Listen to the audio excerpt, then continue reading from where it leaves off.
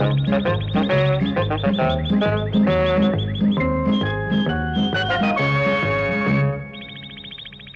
it's hot today. Hi, it's Dave here. Welcome to Slady World 3.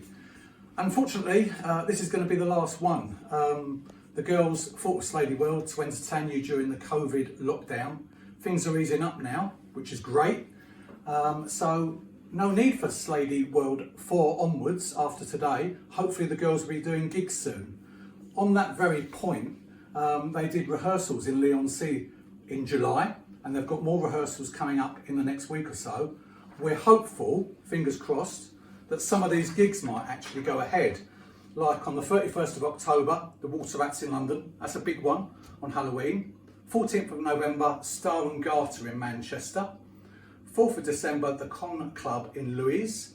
5th of December, the Station in Cannock. 11th of December, the Wedge in Portsmouth. And the 12th of December, Level 3 in Swindon. So hopefully they'll be going ahead. In the meantime, Slady World 3, got lots on here for you. We've got Davina on how to sound like Slade. Gobby and Davina meet up in the park. You've got Jem on her ukulele. You've got Donna doing some cooking. You've got Gobby meeting me at Swiss Cottage at a famous old hotel. So in the meantime, just to say, keep looking out on Twitter and on Facebook. The girls were very lucky to model some clothes for Jim. He's got a charity clothes auction in favour of the dementia charity close to his heart. There's a very special item coming up in the sales in the next few weeks. This album here might give you a clue as to what the item might be. I wonder what it could be. Here's a cup of tea for you, Dad. Oh, thanks Lorna. I'll have my cup of tea and see you all soon. Bye.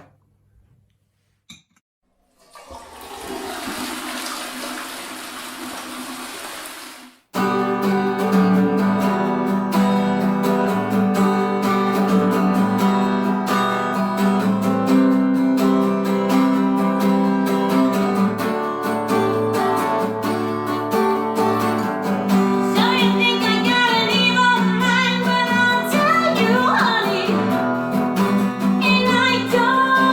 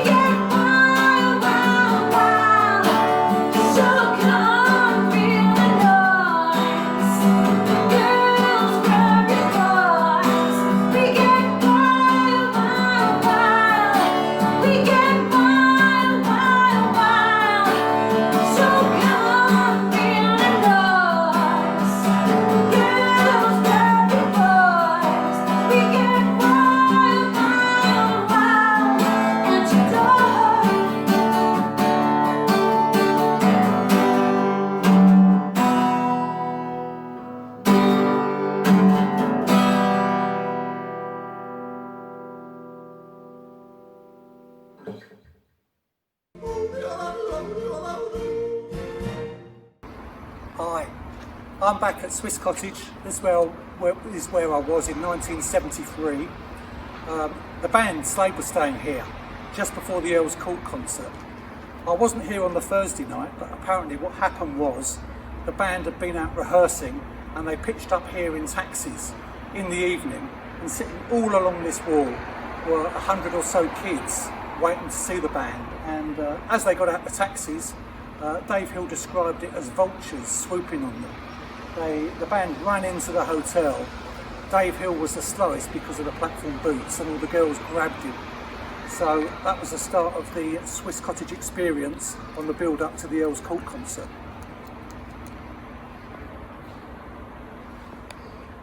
So all these years later, I'm back here at the Holiday Inn, which is now called the Marriott. It's the scene where I first met Slade. I met Don and Jim in the underground car park when they were coming out on the Saturday, the day before Earl's Court. I've come back to visit the site again, roll on from 1973 to 2020. I'm back again. Oh, and look who's here. Hello, hello Dobby, what are you doing here? I've just spent the night with Dave and Dave. And Dave? What hotel room were you in? I was in room 329 and 330. 2 rooms? Yeah, well, one for me and one for these guys. Those were the rooms that Slade stayed in. Really? 1973, they stayed in the same rooms. How bizarre. Rock and roll. Oh, look, it's Phil. Hi, Oh, What the hell are we all doing? Phil's here. Come closer. What are we doing here then? What we're doing here, Phil's brothers were here on the day. They were. They came down to see Slade all those years ago in 1973.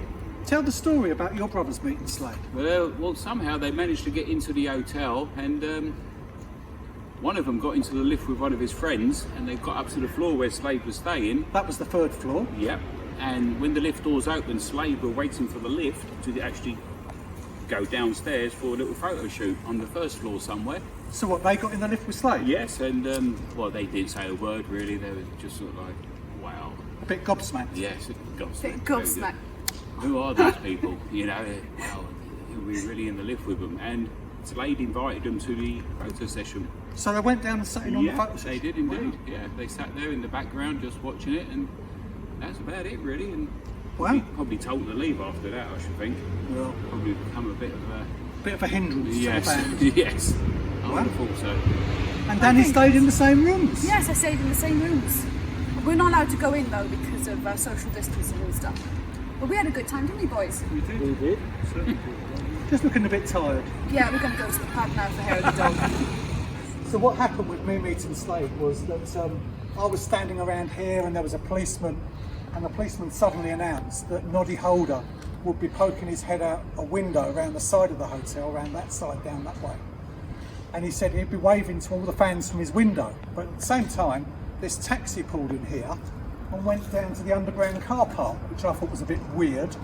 So rather than go around the front to see Noddy, I went down this underground car park down here, and just as you go down, standing there waiting for the taxi, was Jim and Don, waiting to get in the taxi with Jim's wife Louise. So I had a quick chat with them, and they got in the taxi, and that was my first time meeting them. So how about that? That's amazing. But also, didn't you say something about what happened to Noddy? Whatever happened to Noddy? Whatever happened to Noddy. But yeah, a little while later, another taxi came back and drove into the underground car park. So the policeman stopped people going down there, but the taxi pulled up this way, came right out here, and there was nobody in it. And it went off down this road down there, and as the taxi got away, you saw this little head pop up, which was Noddy Holder's. So he was in the taxi, lying on the floor, as you do. Hiding away from all the nuts. So nobody met him No. that day. No. That was it. That was my story.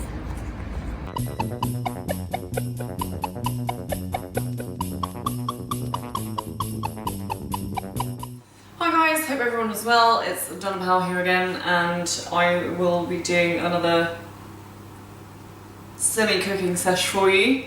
Some of you requested that I do more food stuff, so a little bit flattered by that. By that food, so I'm sure that came across with the last one. If you did make the other gnocchi, please post it onto the Slady page, Facebook page, because I'd love to see what incarnations you guys come up with, how yours turns out. Anyway, so today I'm gonna basically show you how to make a more healthy snack. As a nation, I believe that we like to eat lots of snacks, which is fine. However, we do eat some very unhealthy things like crisps and biscuits on a more regular scale than we should do. As you probably know by now if you've been following the page for a while, I'm really into my fitness and health and nutrition and all that sort of stuff. So we are going to make oat cookies, but with only 3 ingredients, so it's really easy and anyone can make these. You can obviously change them so they're gluten-free, they are obviously vegan, so dairy-free and everything. Does contain peanut, so if you have a nut allergy, you can change that. But anyway, so you will need 2 ripened bananas. These are sort of medium-ish size. About 100-125 grams of oats. I'm using like porridge oats because I find them better to use for this sort of stuff. And as I said, peanut butter. So this one's very smooth. You can use crunchy if you want, that's completely your preference. I prefer the proper peanut butter, which is not full of salt and sugar and stuff, which obviously makes it more healthier. This one is very, very liquidy, but it's fine for this, and I make like satay, like tofu satay and stuff like that. So, what you'll need to do first is put your bananas and mash them. Okay, so once you've mashed those, should be that sort of consistency. I just use a fork to mash them. You'll need to add in the peanut butter. So you need about 1/4 cup of peanut butter. As I said before, I don't really measure things properly. Too much. Baking's a bit different sometimes with the oats. But I know roughly how much to put in, so I'm just going to do that with the peanut butter. Obviously, peanut butter is protein packed as well. Great, and then add in your oats. So that's all in, and then just give it a good stir. So this is obviously all in one bowl. Make sure that all gets combined. Okay, so once you've done that, you should get a consistency that looks something like that. So just make sure all the oats are not dry and everything's completely covered. What you want to do next is get a baking tray. I use baking paper just because there's less washing to do, really, and it just stops the tray getting all greasy and stuff. Preheat your oven. So this is a fan oven, so you need it to be about 180 degrees. I don't know what the gas is for that, so you have to work it out yourself, I'm afraid. And what's going to happen is you need to use your hands for this. That's where we've got nice and dirty.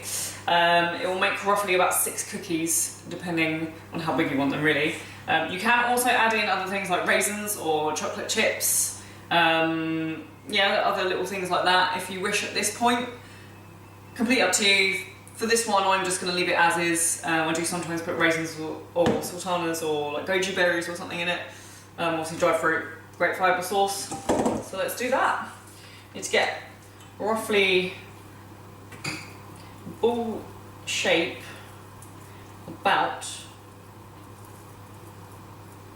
that big.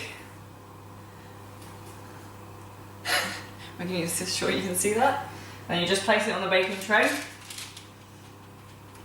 And then do the same for all the other balls that you do. Okay, so once you've done that, obviously all of them will be flat. Then basically just put them in the oven. So as I said before, make sure it's preheated to about 180 degrees if you've got a fan oven.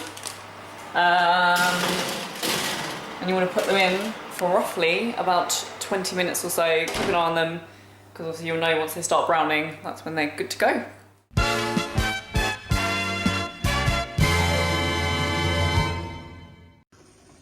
Neil Holding asked, are you into football and what football team do you support? The answer is no, not anymore. However, I used to play football. So in honour I support Barnet men because I used to play for Barnet ladies. But the main team I used to support is Manchester United, but obviously got a shout out to women's football, so England women. I don't really support football, but my family team is Liverpool, so victory supporter. Arsenal! But I'm more into footballers.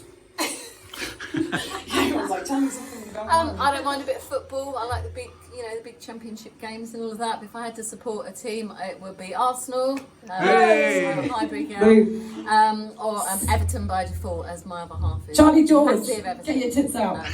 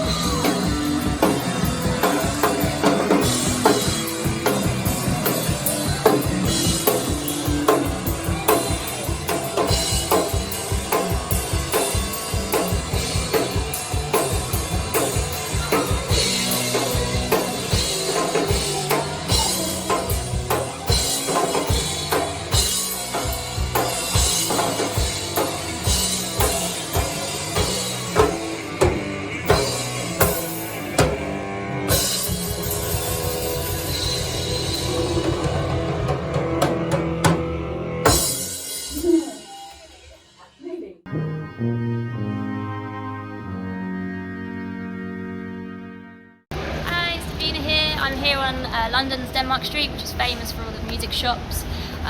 It's actually the place where Slade recorded their first single at Regent Sound Studios. Everyone from Hendrix, the Beatles and Black Sabbath recorded there, and Slade recorded You Better Run at the time they recorded the In-Betweens. I'm here at Wonder Guitars now, and I'm going to take a look at some Slade inspired guitars. Alright, so I've picked out 3 of the most Slade guitars that I can find. The first one here is a 69 Gibson SG Junior, which is probably the most famous Slade guitar. It's the one that Noddy is known for playing, and this is an original 60s. So you can pretty much see this in all of the live performances of Slade. The second one I've picked out is actually the Jimmy Page signature telly here, and Noddy also uses a Telecaster quite often, but the reason I chose this one is because of the mirrors, and I like to think that Jimmy Page was actually inspired by Noddy's hat when he stuck the mirrors on. A little fun fact as well, Jimmy Page actually wanted Noddy as the singer for Led Zeppelin when he was first trialling singers before Robert Plant, so maybe he was later inspired too. Last of all, when it comes to Dave, it's quite hard to find a matching guitar because all of his are quite custom made.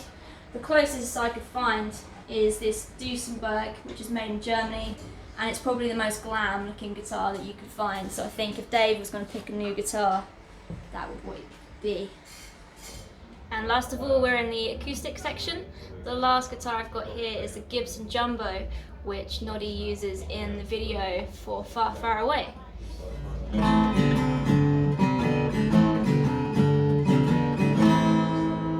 And you can see me and Gobby next play our own little version of that.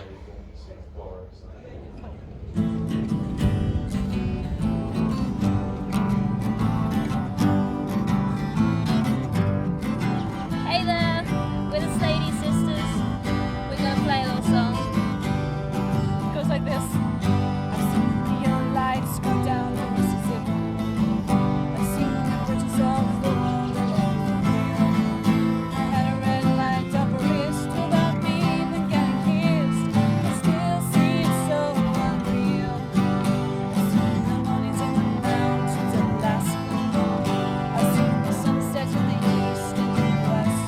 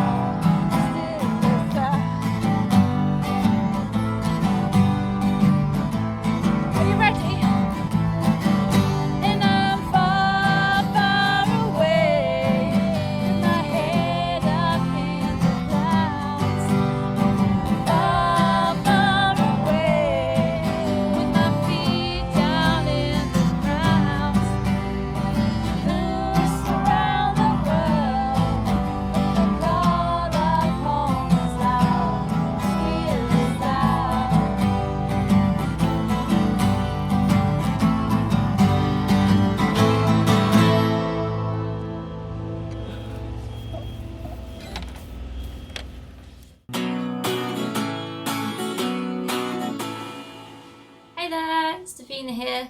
Hope you enjoyed mine and Gobby's version of Far Far Away on the park. We had a little bit of fun recording that. I'm just going to do a quick rundown of the chords and how to play. It's a super easy one to play at home yourself. The original recording, I believe, is played on a 12 string, so I've got my 12 string here. The recording's actually done with a capo on the 2nd fret, but I'm just going to do a rundown without the capo for now.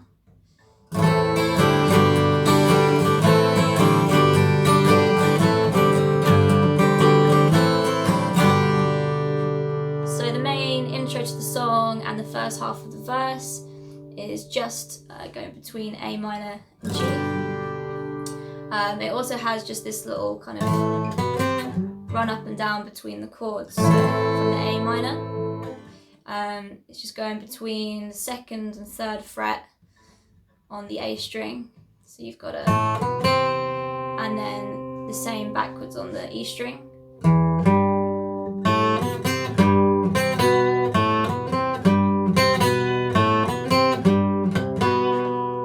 And it just does that as it's going between the 2 chords in the intro. So.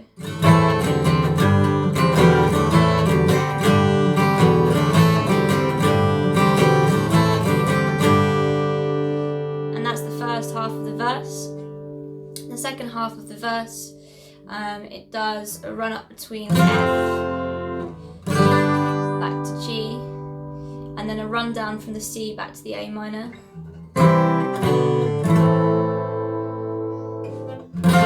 then F and G again, going back into the chorus. So all together from the start.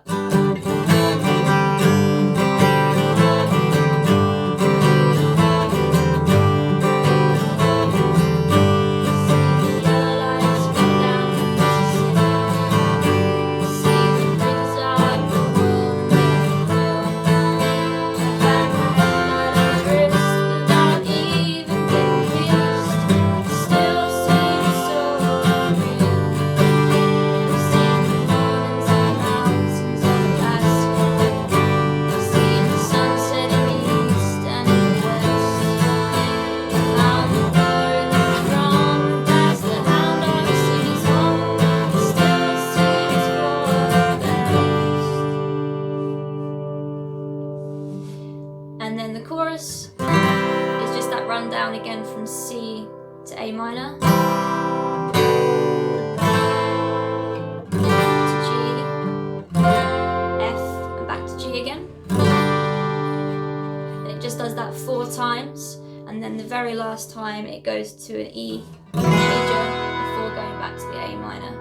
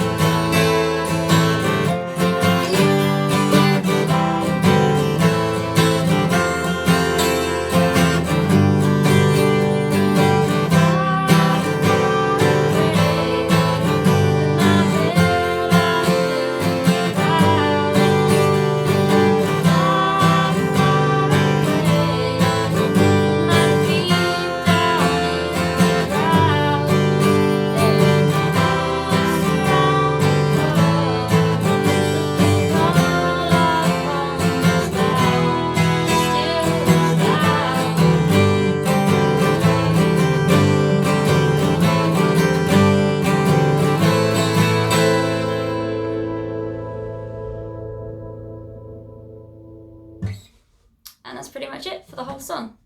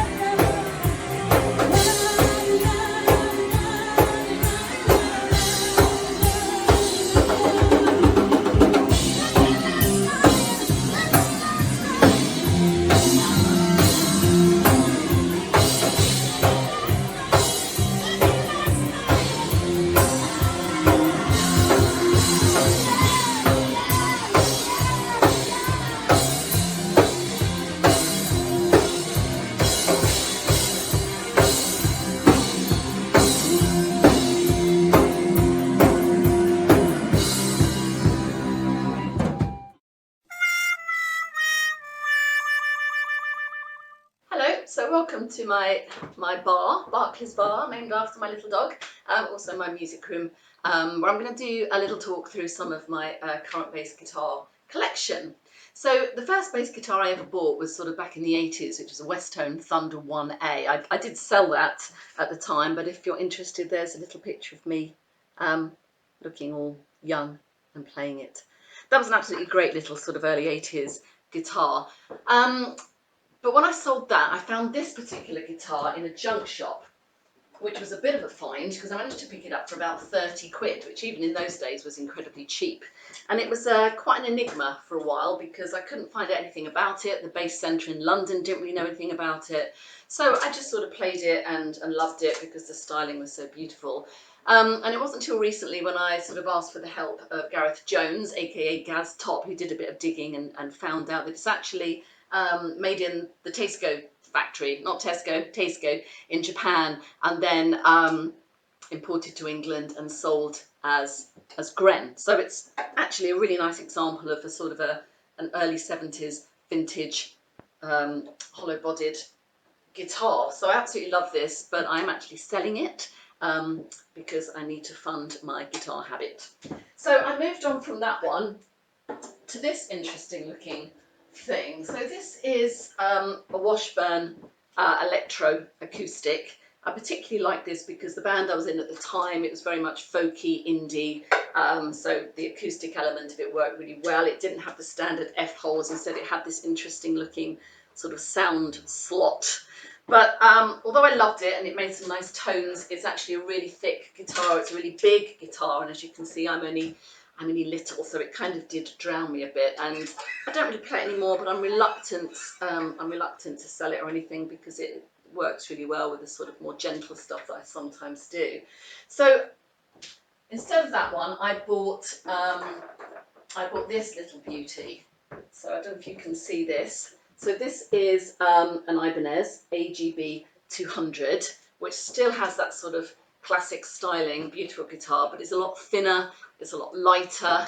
And I just started to play some stuff with an electro goth band called Das Fluff from Berlin. So this kind of, the styling really suited sort of the stadium image as well. It's really, really cool to play. But there was just something about the tone. I could never quite achieve the real sort of dirtiness and grittiness that I needed for some of their material, and obviously for Slady. So I do love an Ibanez. So I went out and I bought this absolute beauty. Now I can already feel how heavy that is compared to the hollow-bodied stuff. Now I don't know if you can see this, whether it translates to screen, but it's actually really beautiful, sort of glittery green guitar. So it's a TMB 310. It's actually called Turquoise Sparkle, but there's nothing turquoise about that, I'm afraid. I think that's definitely green, and green is my absolute favourite colour. So I love this guitar, and I literally only played it probably for about a year. It was my sort of go-to guitar when Slady first started. But unfortunately, I developed a really bad tennis elbow injury. So this really bad repetitive strain injury. I could almost, not lift anything at all, and I was quite worried about how that would affect my playing. So I had a lot of physio on it, and the physio recommended that I switch to a short scale bass, which isn't something I'd ever really thought about before, but kind of makes sense for someone who's a bit smaller and has got smaller fingers. And I had to adapt my sort of style of playing as well, really, to account for this injury, which is still a bit painful, but nowhere near as painful it was when I was playing this, because it's very long scale, very heavy, especially for very long rehearsals.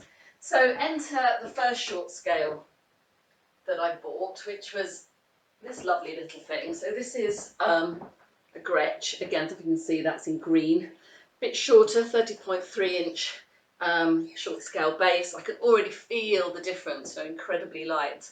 And I do love this guitar, and I do play this guitar in one of my other bands, but it didn't quite suit the Slady styling. I didn't thought it looked sort of glam rocky enough. So I went out and bought this little beauty, really because I didn't have a lot of money, and I picked this up for a couple of £100, and I thought, well, this will do for now until I can maybe sell something and afford something else. So it's, if you can see that, it's a Squire Vintage modified Jaguar bass, and absolutely it has become my favourite guitar. Absolutely love it. It's light, it's sort of, it's playable, it looks really cool, there's less string tension, so I don't get the same amount of arm and hand fatigue. I mean, you know, for 200 quid, it's, you know, very simple, split coil pickup. It can be bright and crisp or sort of thunderous and dirty, and I just absolutely love it. So this has become my go-to guitar for everything at the moment. So if you're thinking of investing, I thoroughly recommend this, and especially if you're on a budget, I think it's absolutely brilliant. In terms of the pedals that I use for Slady, I don't go mad with them. I can usually achieve the sound I want through my Ashtown amplifier, but I have got this Boss bass driver that I use, and that's really good at sort of giving a sort of dirty, gritty, punchy sound, kind of vintage sound. And then on top of that, sometimes I use this Electro Harmonics crayon pedal, which is a lovely little thing. It can kind of go from subtle grittiness to sort of all-out bedlam in just like the press of a button. So that's great for things like that big guitar sweeping break in Darling Be Home Soon, when everything kicks in and it's so that's really useful. Otherwise, I tend to keep it, you know, fairly standard throughout to achieve the Slade sound. So that's pretty much it. I've got a couple of other guitars that I've lent to friends at the moment, but this is my sort of collection. Hope you've enjoyed listening. I'd like to have played them a bit more, but the sound isn't great on the laptop, and I don't have the time. But enjoy the next section. Bye.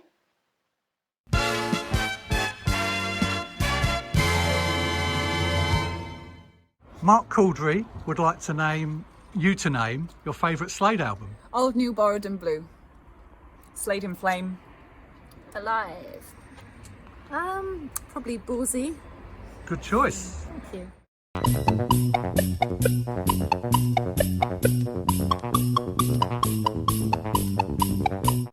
So the cookies are now done. 20 minutes or so, as I said. I have let them cool off on this tray, just because I prefer them like that, and they're not baking hot when you put them in your mouth. I recommend that you do that too, just for like 5 minutes or so. So this is what you want. It's nice and browned on the outside, also a little bit crunchy. Then on the inside, it'll be a little bit gooey. Just a shout out to Healthy Living James, which is where I got this specific recipe from. There's very similar ones all over the internet as well. I've used different ones before. As I said, if you want to add ingredients and change it up a little bit so it suits your needs and what you will like, definitely do it. A little bit creating and doing the things you want. So I'm going to enjoy one of these lovely cookies with a nice glass of hemp and soy milk. So I will speak to you shortly.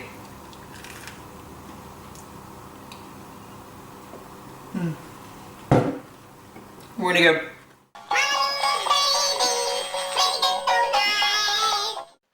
Hello and welcome back to Barclay's Bar. Now I thought I would do something a little bit silly today. Now some of you may know that I used to do some stuff on the London cabaret circuit, just me and my little ukulele and a handful of silly songs I'd written, doing venues like the Royal Vauxhall Tavern and Madame Jojo's. Now not everybody likes a ukulele. I absolutely love it, and the reason I love it is because anybody can play it. So if you've never picked up a musical instrument in your life and you're worried about doing that, get yourself a ukulele, 20-30 quid, and you can make some music. Now, my mum is in her 80s and she plays in a little ukulele orchestra. She's never played an instrument in her life. I can't say it is the best sound you will ever hear, but you know, she gets such enormous pleasure from making music, and that's got to be what it's all about. So I'm going to teach you a little song. I'm going to teach you how to play Because I Love You on the ukulele, and the reason I'm going to teach you this one is because it's 3 chords. Now I just think that is incredible. It's 3 chords long, okay? No complicated chord progressions, no tricky middle eights, and there you have the sort of a genius #1 hit that stayed at the top of the charts for 15 weeks and is still stompingly good today. So there you go, get yourself a ukulele, learn these 3 chords and write yourself a #1 hit, and you know, it'll pay off the mortgage and all of that. So the first chord, and this is like I said, G, C, E, A, my dog's got fleas. On the G string, fret 2, that's A minor. On the 1st fret,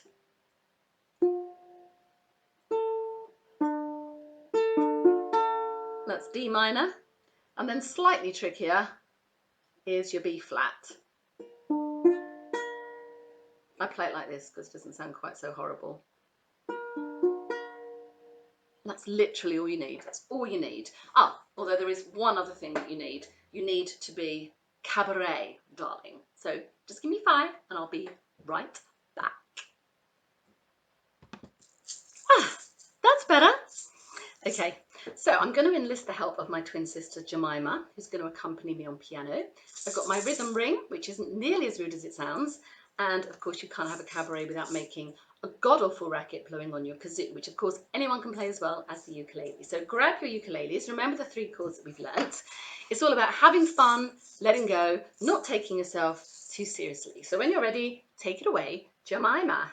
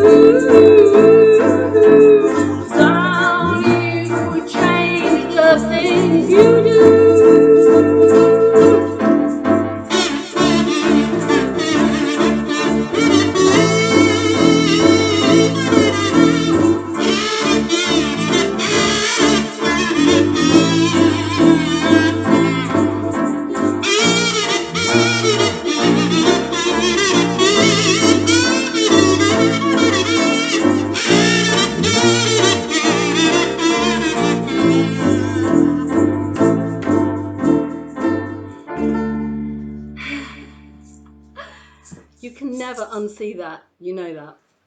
I'm going to take this opportunity to say, I hope you've liked Slady Does Cabaret.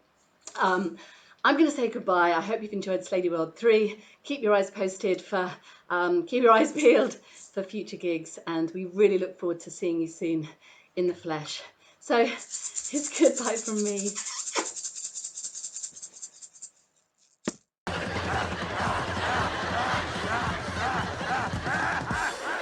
Okay, so what's quite signature for Don Powell's playing is that he's very much a shuffler. If you listen to my interview with him from last month, like last Slady World 2, I think it's also up on YouTube, so go and check that out. I asked him this because it's very unusual for a rock drummer, like predominantly rock drummer, to shuffle, and I'm not talking like in just one song. It's, you know, he does it in a lot of the Slade stuff, And it's not just that, it's the feels that come off a shuffle as well, because you're not playing like a straight beat. Again, for all those non-drumming folk, I do apologise if I'm losing you, so I'll try and explain it as best I can. But if you think of "Cause I Love You," he's basically playing this groove. I'm hoping you can hear my drum kit through this, because I'm not usually allowed to play loud, but I'm the only one in the house at the moment. So he's on the snare. He uses a lot of the snare stuff as well. That's purely because he said that he used to play in the Scouts. So that's a lot of like rudimentary, sort of, in a way, sort of army sort of stuff. But there is a lot of shuffling in that. So he's not just playing like 1 eander, 2 eander, 3 eander, 4 eander. He's shuffling on the snare a lot. So he's 1 and 2 and 3 and 4 hand. And so that's the basis of a lot of what he plays. Like the bass drum is not always 4 on the floor, but a lot of the time it is. So it's like that. 3, 4, 1, 2, 3, 4, and so on and so forth. And you'll hear that in a lot of the Slade stuff. And same with the fills. For me, what I've noticed from a lot of Don's stuff is that he has a go-to fill, which is, you'll hear that in a lot of the songs that they do as well. But it suits it. Like, he plays it so well. So when I started getting a bit more into Slade, like when I joined Slade, I mean, I knew of Slade before, you know, I obviously knew about the Christmas song, but there's all the things obviously like Coming for the Noise and Cause I Love You and stuff, which I was like, oh my god, I can't believe that's Slade. And it really started to hit home when I started to listen to more stuff, just how much of a shuffle he does. But that's kind of the basis of a lot of the things that he plays. Obviously for me live, when you're recording stuff, especially their records, he does use the snare for a lot of stuff. If you play that live, it won't sound as big and as good. Especially, you know, I've got Gobby, almost called them real name then, Gobby, Jem and Davina fucking bashing it out on their guitars, like they're cranked up to 11, they're not really, it's just a joke, Spinal Tap. So if I'm just like, it's not going to have the impact, and you guys are going to be like, well, what the F is up here? So I've got to make it big. Like, I might start on the snare.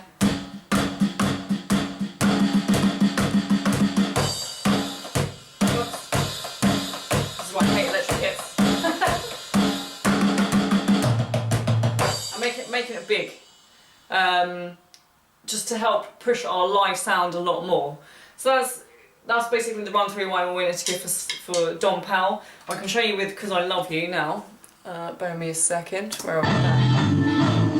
Right, so on that he's playing the snare. That's fine.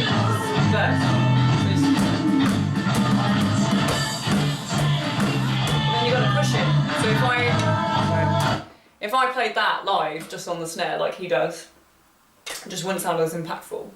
But that's one thing I really realised with Don Powell's drumming, and it's for me it's still in a way kind of a shock, because as I said, like predominantly like rock drumming, you don't often play a shuffle groove anywhere around the kit. Well, sometimes around the kit, but not in so many songs. The only one I can really think of that shuffles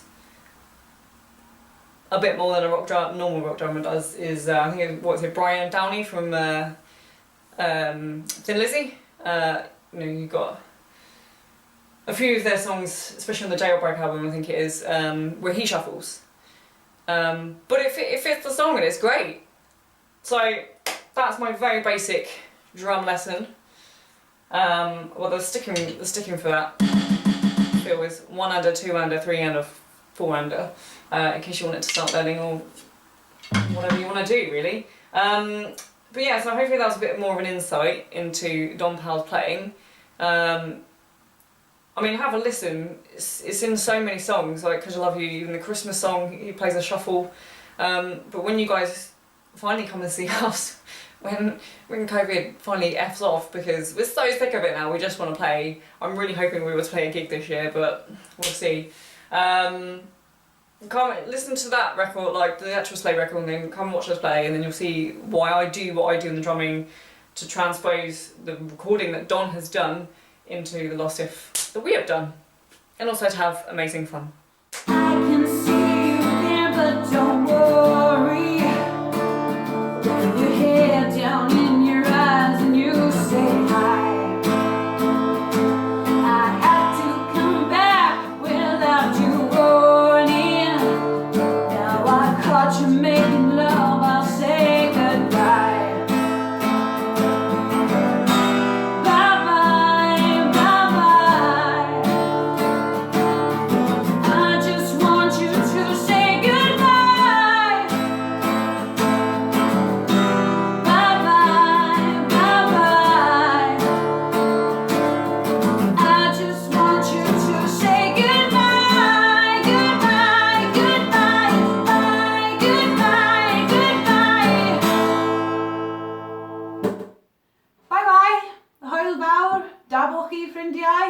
See you next time on Slady World, whenever that will be. But until then, keep safe, keep on rocking. Thank you very much for watching. Subscribe, share, like, whatever you want to do, do it. See ya. Wouldn't want to be ya. Thanks for watching Slady World 3. I hope you enjoyed it. We can't wait to see you soon. Just keep on going and keep on rocking.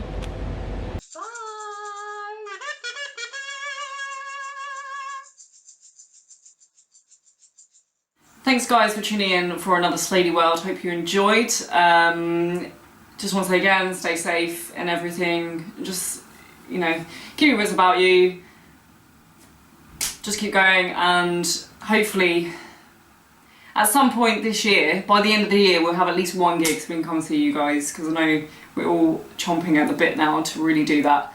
But yeah, anyway, I hope you've enjoyed it. If you're making the cookies that I made earlier, please show us on our page, send us what you've made, because I'd love to see them.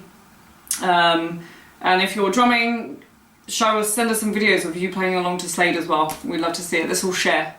Anyway, keep smiling, keep happy, keep positive, stay safe, and I hope we all see you and I see you guys in the nearer future.